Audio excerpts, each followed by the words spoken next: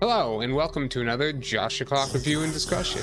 Today, we will be going over the film Ring Zero Birthday, which was released in the year 2000. This is a prequel and the fourth feature-length film in the original Japanese Ring series. Unlike the other films, though, this one was directed by Norio Tsuruta and was based on a screenplay by Hiroshi Takahashi. Many may not know that the films are loosely based off of Japanese novels by Koji Suzuki, and that includes the short story that this screenplay was based on called Lemon Heart, which is part of the Birthday Anthology. The Birthday is an anthology that consists of 3 short stories, each occurring in a different time frame in the Ring universe. These are Coffin in the Sky, which covers material that was not in Raisin, or Spiral as we call it in the US and UK, Lemon Heart, which is what this movie is based off of and covers Sadako Yamamura's life 30 years before the events of Ring, and Happy Birthday, which is the conclusion to the Ring series. Now, that is a lot of information, but it is important to understand all this going into this film. A lot of people really just know this series by watching the American remake, The Ring, and its sequel. But this series spans novels, screenplays, Japanese movies, and American remakes. The novels are strange as hell, but overall really enjoyable and worth getting into if you can find them. Let's get into what this movie is all about, though.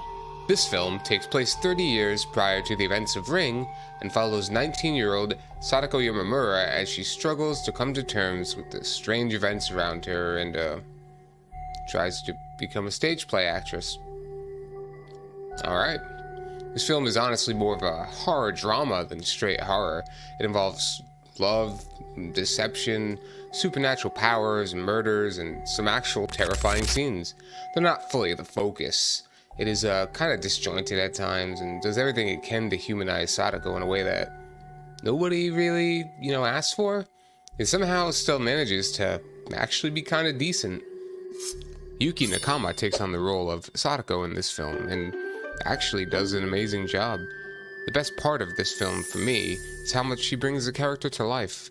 You really feel for her struggles, and she manages to feel vulnerable yet terrifying at the same time. Many times the film brings up how beautiful her character is, and she really is. Almost annoyingly so, as it becomes harder and harder to be terrified of her. Though the film has a few surprises to keep you sweating.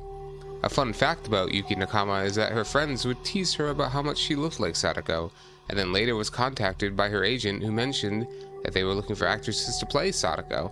Within 2 weeks, she had the role. Now I want to interject here on how I personally watched this film. I own the Arrow 4K Blu-Ray Collection, which comes with Ring, Spiral, Ring 2, Ring Zero Birthday, and a ton of special features, which include everything that I'm about to show you.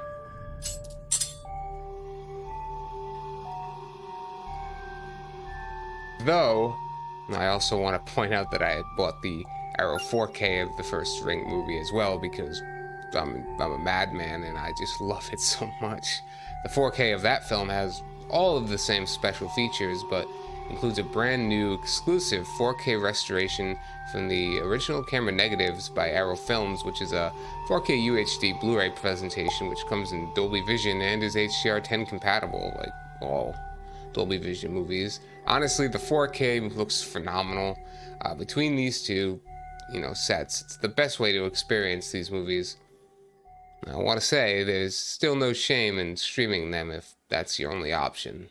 Now, what about my actual thoughts on this movie? Well, it's kind of a mixed bag of a film, and it's kind of likened to films like Carrie more than anything else. The drama segments and humanization of Sadako can kind of cheapen the effect of the original film, in my opinion, and the love story can really make you roll your eyes. Most of the side characters in this film are so goddamn awful that you actually start rooting for Sadako to brutally murder them by the end. Yet, despite all of this, the film has a few genuinely creepy scenes and the atmosphere is on point. You learn a lot about the lore of the series and you get some answers to some of the questions that they left, admittedly in kind of contrived ways.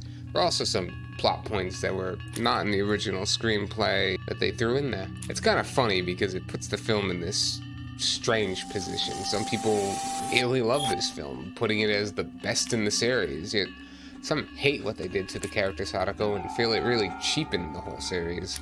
Though sadly, most people don't even know that this film actually exists. A similar position to Spiral, which is the original sequel to Ring and is included on that Arrow 4K Blu-ray. I would definitely recommend that any fan of Japanese horror, or really any horror in general, watch the original series. While the American remake of the first film was actually a pretty decent movie thanks to Gore Verbinski, the originals have such a unique atmosphere, and the final scene of the first film will haunt my dreams until the day I die. When it comes to Birthday, I fall into the camp of actually sort of enjoying this film quite a bit, but not as much as the first film. Thank you for tuning in for another Josh Clock special, and I will see you next time. Because I don't kill me.